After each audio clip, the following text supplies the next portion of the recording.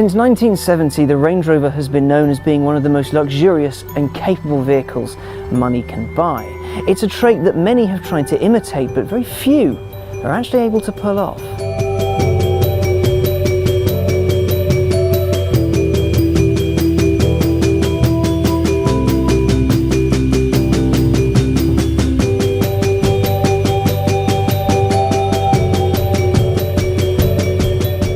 This decade has been good for Land Rover. It's launched a shiny new Range Rover, which was instantly a hit the world over. It's launched a new Range Rover Sport, which is effortlessly fast, looks good, and is oh so capable. And now it's launching a first for the company, a hybrid.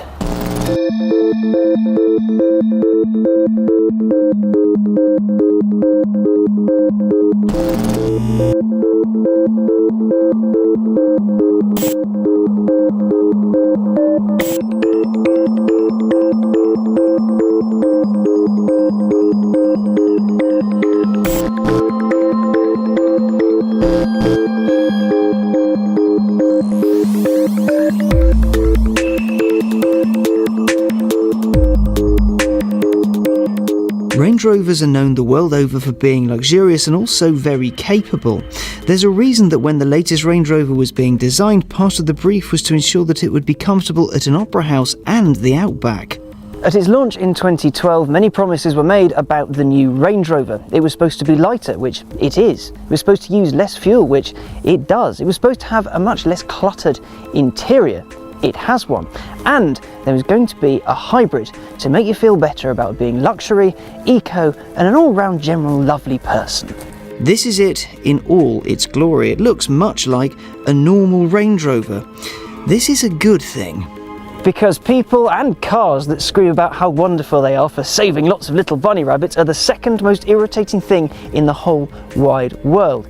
Now, the Range Rover's often unfair image of being a massive gas guzzler won't do it too many favours in eco circles, hybrid or not, but thankfully your typical Range Rover owner won't really care what the proles think of them. Oh, and before I go, if you were wondering what the most irritating thing in the world was, that's treading on a Lego brick. Now, most cars with a sniff of electric in them are heavy beasts, but the engineers at Land Rover have managed to make the hybrid system, batteries, motor and all the gubbins to make it work, weigh just 120 kilos. Combine that with the Range Rover's aluminium construction, it's still some 300 kilos lighter than the old hybridless model. So while it does weigh 2.4 tons, it's not as heavy as you'd expect.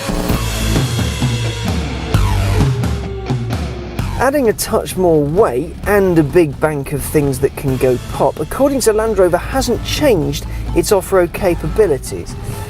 I guess there's only one way to find out.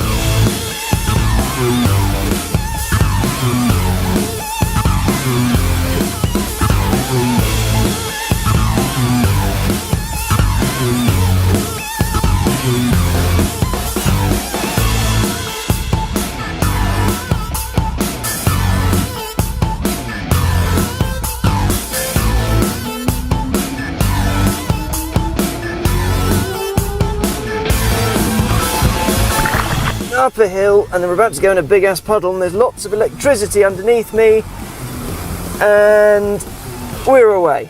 Not on fire, not exploded.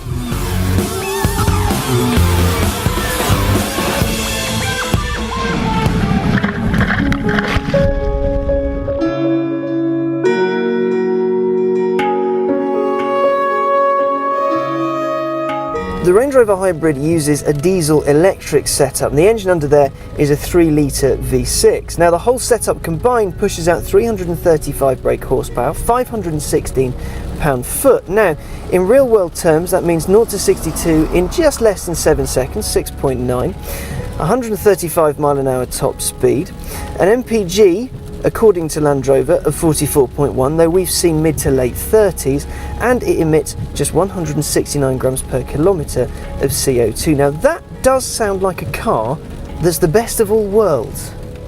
The normal Range Rover is a pleasure to drive, comfortable, fast and quiet. What about the hybrid? When I last drove a Range Rover, I was so impressed with just how capable and how wonderful it was on road. And that hasn't changed, to be honest. the engine and the hybrid setup is so lovely and so smooth. Land Rover has been saying, oh, it's basically the smoothness and the power you get from the V8 diesel, but you get a little bit of extra eco. The whole hybrid system you can run with just EV mode. Now you do get 1 whole mile of EV. That's great, but I was told, and actually agree, that the best way to run it is just stick it in auto and let the engine sort itself out. So you get the best of both worlds. You get electric just when you need it, and then you get the whole shebang as and when. And that's what makes it so eco and so efficient. But it was also pointed out to me that EV mode is pretty damn good if, say, you're a bit of a celebrity or what have you, and you want to just slide gently up to the front door of a club or a restaurant or a hotel in complete silence. Just see this massive behemoth of a vehicle rock up and out you step. No noise, no drama, no nothing. It's awesome. So we're now in EV mode. The car's decided we don't need to use the engine, so it's all EV all the time. And listen, all you can hear is the rain outside. That's it. This is a 2.5 ton electric car. That's quite something. It's kind of unnerving. Just sneak up to the club, stop the car. Gonna be impressive now.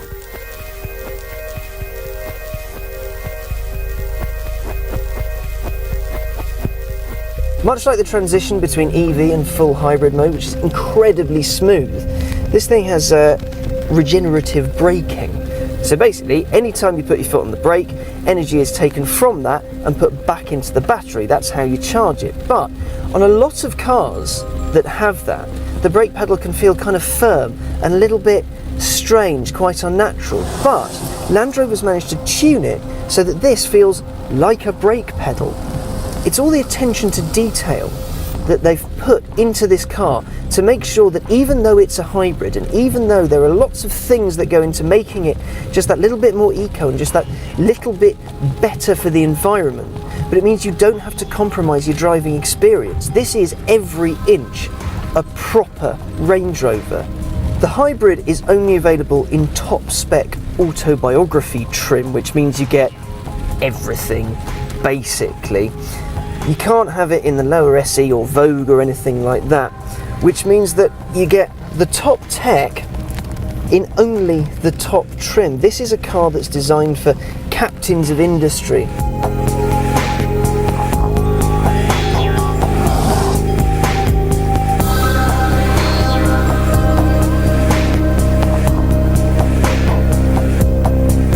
Also, something cool to point out in here is that you don't get a rev counter, you get a power meter.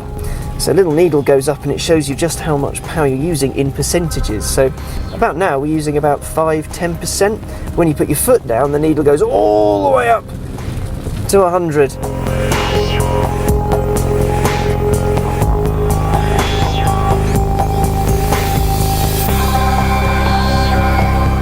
Personally, I like the pace of the supercharged 5-litre V8, but if you do want just that little bit of extra eco credibility behind you, then this is probably the perfect car to go for, because you have your big, beautiful SUV that's very well made, you have the image of a Range Rover, but also I'm saving the planet, and I can manage 44.1 mpg, which admittedly in the grand scheme of things isn't hyper good, but for a Range Rover that's incredibly impressive. This is a no compromise car. You haven't had to lose any car or any of the Range Rover experience to get a little bit more eco, and that in itself is incredibly impressive. This is a brilliant example of how to do luxury hybrid motoring. So, the Range Rover Hybrid is a very accomplished vehicle, just as good as its stablemates, but with some added eco cred. While it's a stunning achievement and a first for Land Rover, I have a question. What's the point in it? I know there are pressures on manufacturers to bring emissions down and MPG up, and I know there's a certain aspect of corporate social responsibility in creating a car that can not only cross the Mojave Desert, but can do it on a single tank of fuel. But I do wonder whether your average Range Rover buyer will actually care about that. Because when you consider the entry point to the Range Rover range is about £71,000, that's for a basic V6 diesel in the lowest trim. Admittedly, it's not quite sufficient, it's not quite as quick, but when you're dropping that amount of money on a car, will you really care about how much it costs to fuel? Then you consider that this car, the hybrid, starts at £98,400. That's around the same price as you can get a 5 litre supercharged V8. Will they really care? Or will they just fuel it because that's how much fuel costs when you want a car like this?